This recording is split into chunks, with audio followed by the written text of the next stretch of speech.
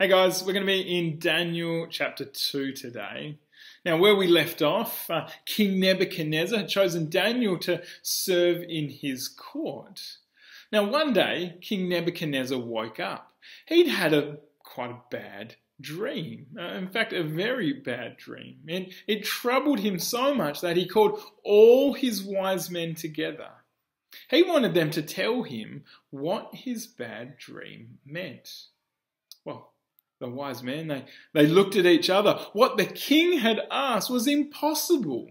The wise men knew that there wasn't a man on earth who could do what the king had asked. Now, this made the king angry. He was so angry that he ordered all the wise men to be killed. Now, Daniel, he was one of the wise men in the king's court. And so Daniel, he prayed to God. He begged God to have mercy. He begged God to tell him about the king's dream. So during the night, God told Daniel Nebuchadnezzar's dream. Now the next morning, Daniel went to the king. Daniel bowed before the king and said, "No wise men could tell you your dream, but my God, the one who knows all things, he has told me your dream and what it means." So Daniel told the king the dream he'd had, and it's a strange one. Now in his dream, the king saw an enormous statue.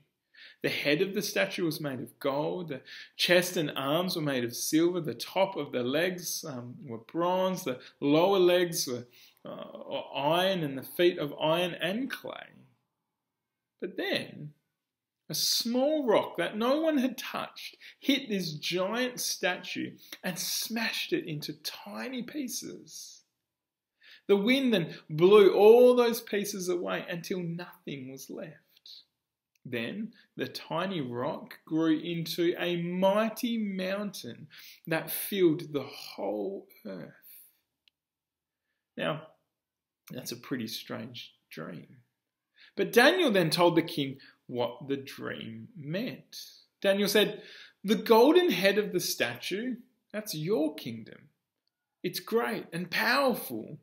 But after you will come another kingdom, and then another, and then another, and then another, until finally God's king will come, and his kingdom will smash all other kingdoms. And unlike the kingdoms that come before, this kingdom will have no end. This kingdom will cover the whole world." Well, hearing this, the king fell down in front of Daniel and praised Daniel's God. He said, "He is God. He is the God of gods. He's the one who knows all things. He's the one who's in control of all things. He alone is God."